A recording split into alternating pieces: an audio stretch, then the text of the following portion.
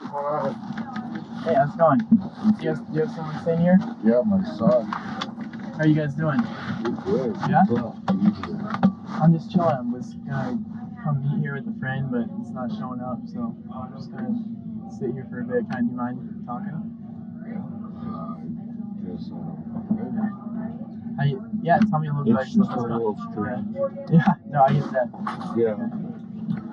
But it almost feels like a test when something like that happens. What do you mean? Like, I don't know. You just never know. Yeah, that's true. Yeah. You could be deep in trouble. You could need help. You could need resources, services. You could, you could need the Lord. You never know. Right. Yeah, could I get some He is not my son. No, okay, that's what I thought. He's just a dude.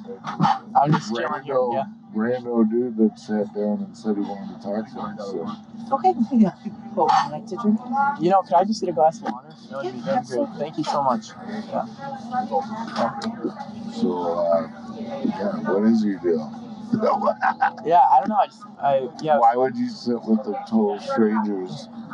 You seem like you're on a mission. On a mission, really? That's to funny. Do something. Yeah. I don't know. I just felt like I just wanted to have a conversation with someone. That's I don't really. Yeah. For real? Yeah. That's it? Okay, good. That's right. Thank you. Ain't nothing wrong with that either. It just seems a little. Definitely against social norms. Yeah. You know what I mean? Yeah, I get that. Yeah. Well, are you guys? You have a son here. You have a family. You guys do anything this Christmas season, this holiday season? Yeah, I don't know. I mean, just like anybody, I guess we got like a family Christmas with extended family like a week before, and then we'll do Christmas at our house. Low key, just us. Awesome. I got a buddy in the hospital, so we try to probably go visit him. Oh, really? What is he in the hospital with? He had like a gas can explode and started it. Are you serious? Literally. How did that happen? I don't know, but literally. How long has he been in the hospital? Like he's completely engulfed in flames. Oh my word! His wife heard the pop and went outside to check, and the whole side of the yard on that side of the house was all burning. And he was rolling around and oh my goodness, trying to put himself out. That's terrible. He had already ripped his shoes and his socks off, and his shirt was like tattered but still on. Yeah. My goodness. And this dude is like, he's my ex-brother-in-law. We've been close friends for, even since the divorce, which was many years ago. Yeah, I've known him. We've known each other more than half of our lives. You said since the war? No, I said years before. Years before, okay. Yeah. I said so, he got covered 3rd-degree burns. Oh, my word. Yeah. But he was able to get to the hospital immediately right after that? Or? Yeah, I mean, they live in a small town, Rush City, so it's like very small. So I guess the response time was very fast. They had to helicopter him to regions. Oh my goodness. His body's got like 90% of it's burned, most of which that's not burned. The parts that aren't burned is like a little bit of his back and a little bit of the side of his face and a little bit of his hands. Everything else is 3rd-degree burns. Those areas have some 2nd-degree that have spots that didn't get burned. Because they said the 2nd-degree burns should heal themselves. Wow. But he almost died, dude. Oh my word. He almost died like 4 times. Oh, I'm so glad he's alive. The fire, the gas explosions are no joke. We had a family who was staying with our family, actually, the other night.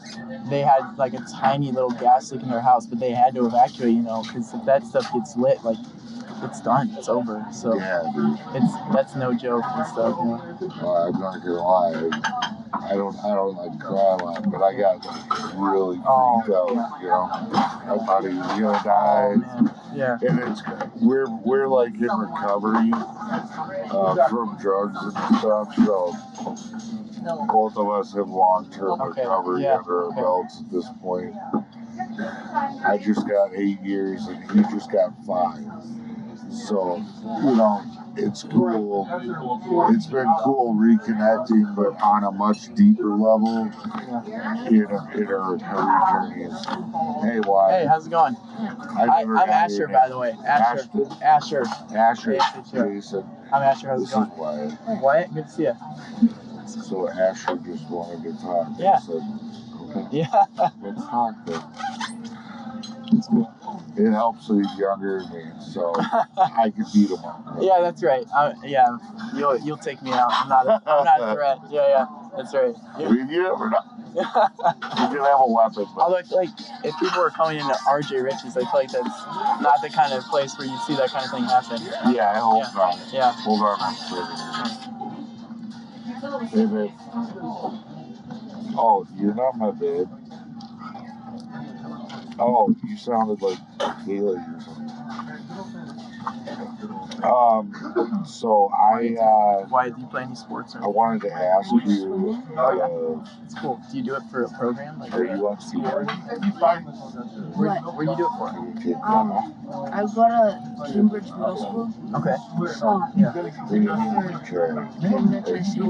Oh, nice, man. What events do you do? I just started like this week. Oh, really? Nice, man. Dude, swimming that's a hard sport out there. I run track, and I run like long distance stuff, and I have a friend who does swimming too, and I don't know how he does both of that. Like that's hard stuff. That's good. Ooh, look at that. That's good. Well, we would have to make sure that we're getting the right jet. That's the only thing. Tabasco? There you go. That's the only way to eat it. Yeah, that's the point. Yeah. Yeah, I don't really. I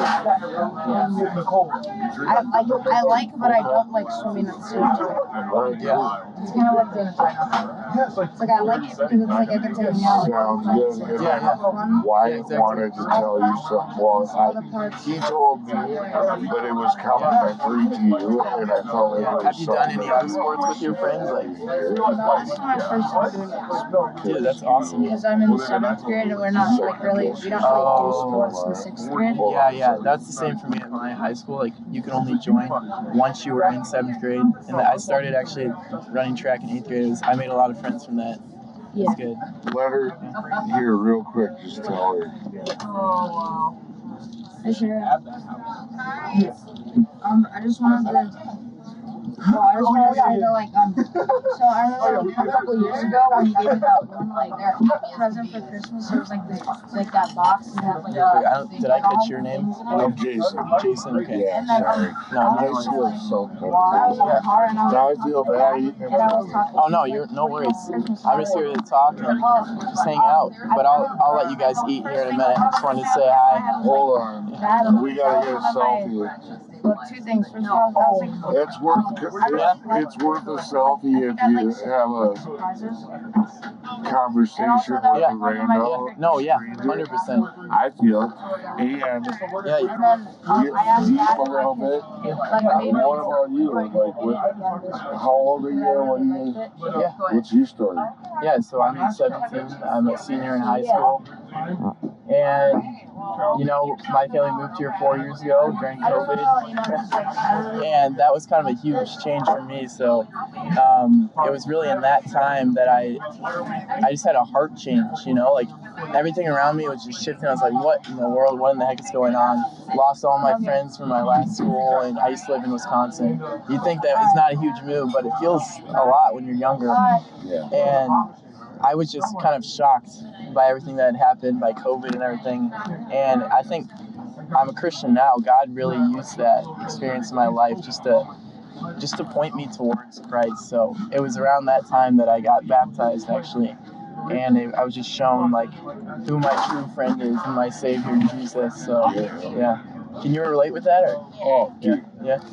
When I started my recovery, I didn't really know anything about God. Yeah.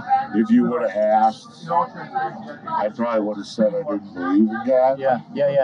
But I know in private, I used to curse God, because I felt like he cursed me, So how can you do? Why would you do that if you don't believe it? Right? Yeah. On some cellular level, like a deep core. Yeah. I think that's really cool because the Bible talks about that too, like how everyone knows there's a God. Yeah. And even when you're cursing him, you're like, there's no God. It's like you still know deep down. Yeah, but I wasn't aware. Yeah. At all. And the first couple years of sobriety, I had an open mind. I worked the recovery programs, multiple, and I went to therapy and anger management. I learned all this stuff, and I wanted to get him back. I couldn't see him for a while. Also, how are you going to get? But anyway, like I had to go back because I was looking at a lot of time in prison. So I had to go back to treatment. And then when I was in there, I was already sober and like doing pretty well. Just, God, I always say, like, for people in the program that are like scared off by the word God, I always say, in the beginning of your God might be the gift of desperation. Yeah. Or it might be when you were at the gates of death, right? Or it might be, walking into a room full of a group of drunks or a group of druggies and getting good, orderly direction, right? All these GODs. Yeah. It works great, but I'll tell you, I went, Sundays were lonely time, weekends were like everybody went on pass, and I would always be alone on Sundays, and I would get in a dark headspace. Even though I was sober, just 7 months of treatment. And being alone, if you're not always in the structured, like, classes and stuff. Yeah. So, I knew these cool guys from NA, Narcotics Anonymous, that would come and pick up dudes for church. Yeah. Every Sunday, faithfully. And then they'd hang out and we'd smoke cigarettes and stuff after. Yeah. So I was like, can I come to church with you guys next Sunday? I just opened up a little bit about the feeling. Like, like I'm hitting along. Yeah. And I went there, and the pastor told us that his whole sermon was about parenting. Really? Okay. He's a dad. He broke me, right? He broke me, he cracked me open to the deepest. And it was crazy too, because I got a 25 and a 23-year-old. Okay, yeah. That I haven't seen since they were 1 and 3. Really? And that almost was my destruction. I almost killed myself over that. This guy, when he was born, I remember I was like, oh my God, it's my chance to do it right, blah, blah, blah. And he, then here I am years later and I messed it up, right?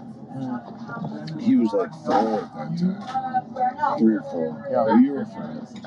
No, because what was he doing? I don't know. No, you must have been 3. I don't remember. Well, yeah, why would you? Why would you? You were tiny. Yeah, I don't really have.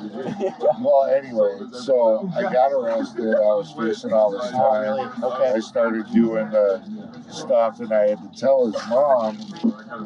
Well, this guy, my sponsor, said, your secrets keep us sick, so you gotta get honest and be accountable for your actions, dude, and you gotta walk through consequences. So I told his mom probably too much, and she really did not want me around him. And it took me a couple years to really get overnights back. But man, I pushed through that. Anyway, so I ended up in church that day, and this dude's talking, and that was when I still couldn't see him. That was like a scroll side note to he's talking about fatherhood, and he's talking about being a new Christian and what our relationship to the father should look like, and it should be like that of a baby, like a child. Like, you skin your knee, Papa, you're excited, Papa, you're proud, Papa, what do I do, Papa, you know? And he had his boy, who was the same age as Are you serious? Wow. Dude, this was for me. That's crazy. God, yeah, he orchestrated that just for you. He grabbed. Praise God. Yeah. Grabbed. We even negotiated that for like how much I remember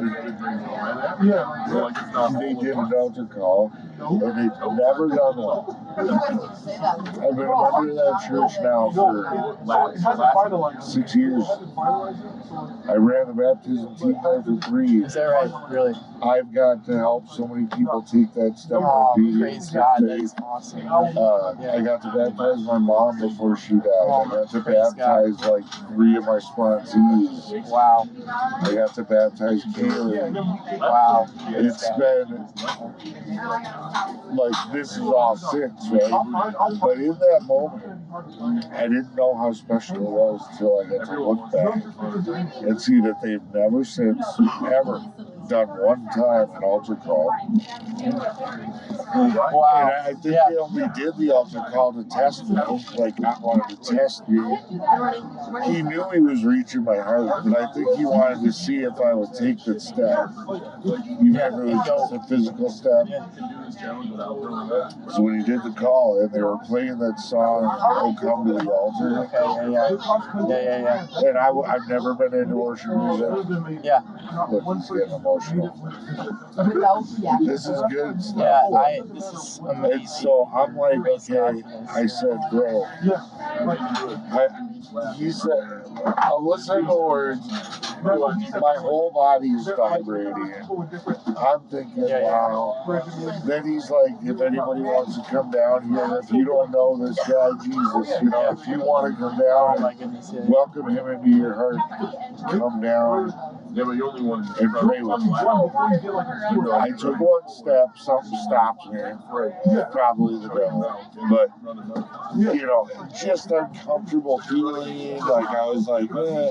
But I remembered all of my meetings from recovery, and they always say, like, everything you want is on the other side of fear.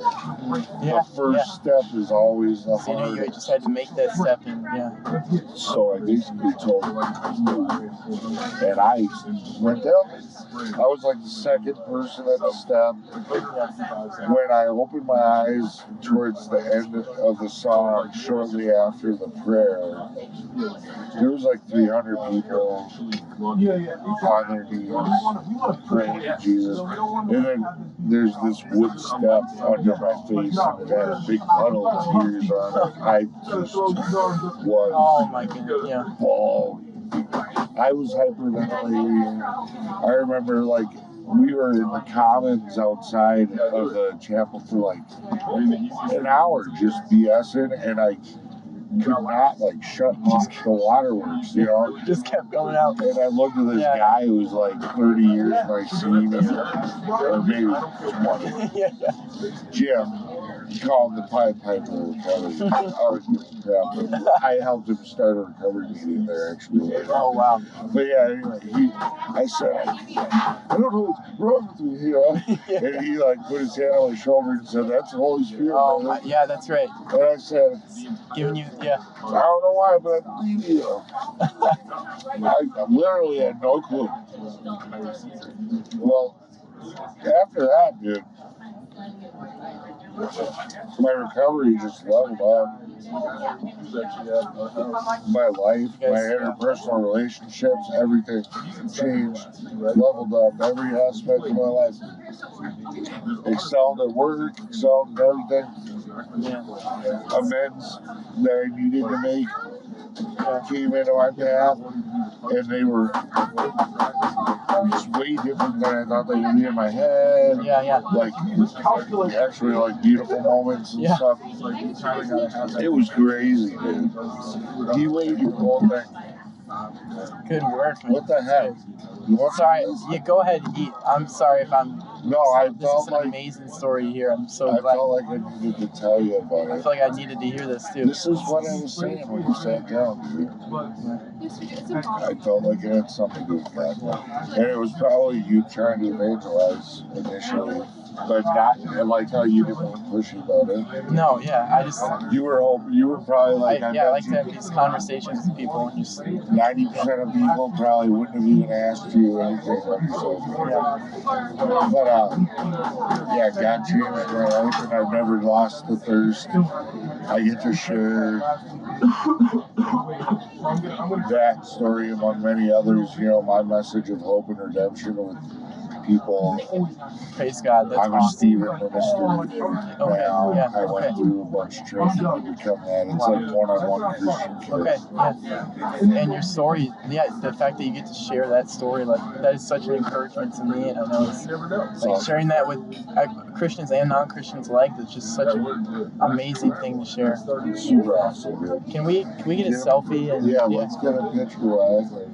Oh, wait, and then can I give you my number and you can send it to the selfie? And I'll send you.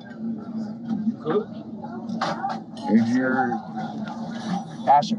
Asher. I was gonna say that. One of the but 12. I was thinking that's not a name. I was thinking one of the 12 tribes of Israel. Yeah, that's okay, right on. Yeah. Yeah, I'm gonna send it to you. Sweet. And I'll send you a YouTube video as well. Okay. Because then it kind of talks about it's from a dude from that church. Made it. It's older. You've seen it. Yeah, there's like an hour and 23-minute video on. Oh yeah. No, it's that seems like it's long. Okay, that seems like a little bit. I got like an hour and some minute video, like just talking about you. If you search my name, because I have a podcast. It's a recovery addiction podcast. Jason, and what's your last? I'll send you all the on the text. Okay. What's your number? Okay, it's a weird number. It's a 313. Yeah. 896. 6987. 6987. That's me. And then my name is Asher Compton. And then I'm just gonna send you. Okay. The picture first. Then I'll add you. And then I have a question for you guys as well. When I have these conversations, I love to hear these things, and I always ask permission. Are you okay with this having been recorded? Is that okay for this? Yeah. Is that okay? Yeah. Yeah? Okay. Because I would just love to share this with other people as well. You recorded it?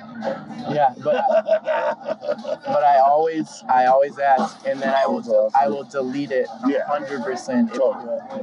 But the goal of this is just to come in and just kind of be casual with it and just exactly.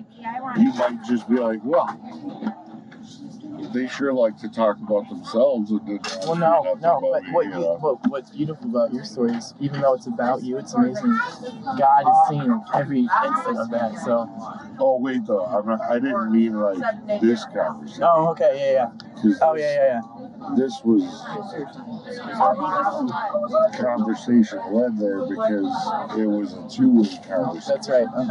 You didn't just come up like and start interrogating you. Yeah. I don't always think that works the best way. It does not work. I think it's so much better just for both people to open up and share. Where I learned the best way to reach and teach people about anything was in recovery. Yeah. Because they say that they're so they say what do you call it? It's based on attraction rather than promotion. Okay. So it's like you actually have to be attracted to them instead of people just giving you an ad over. So like if I tell you about me, and then you might be attracted to it, and then you'll have questions versus me trying to hit you over the head with a Bible. Yeah, well, I can tell you 100%. Your story right there was incredibly attractive, and if I wasn't a Christian, I think I would have been right there. Right. It's amazing. That's how we do. And then I carry that kind of piece of it into my ministry when I'm out and about doing this stuff because it's important. And you know what's funny? I just put my name for my content. That is I do. I totally do that all the time. That's hilarious. I can't believe it. I've definitely done that before. You're not alone in that. Like, what are you doing? Oh my goodness. Asher. Yep, that's right. Asher Compt. Yep. I knew. I knew. You knew it was gonna come down. I called it. Yeah.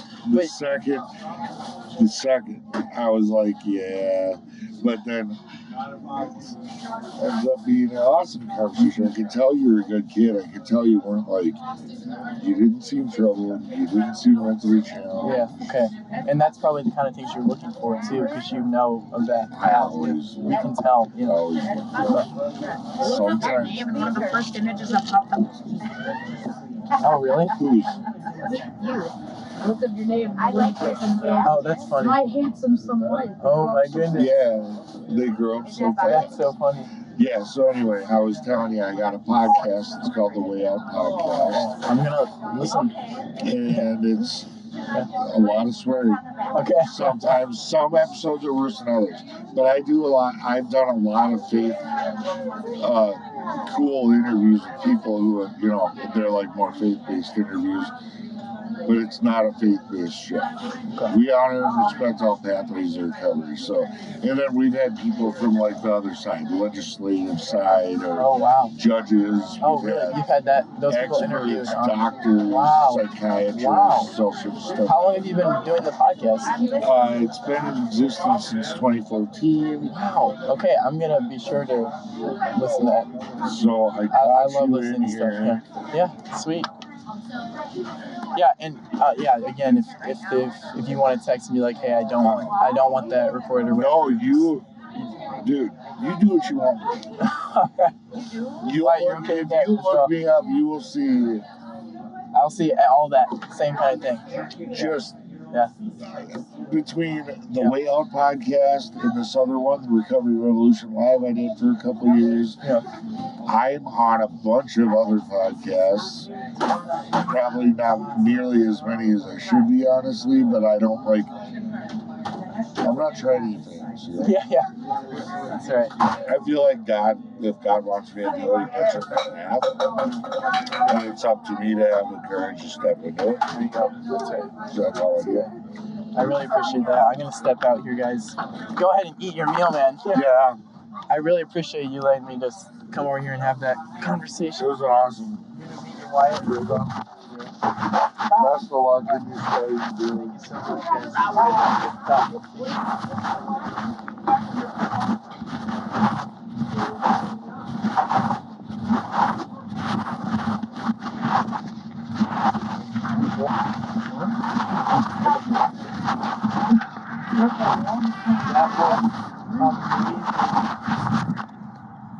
That was amazing. All right, that was my conversation with Jason, and that was originally for a psychology experiment, and he really opened up and shared a ton, so I'm praising God for that.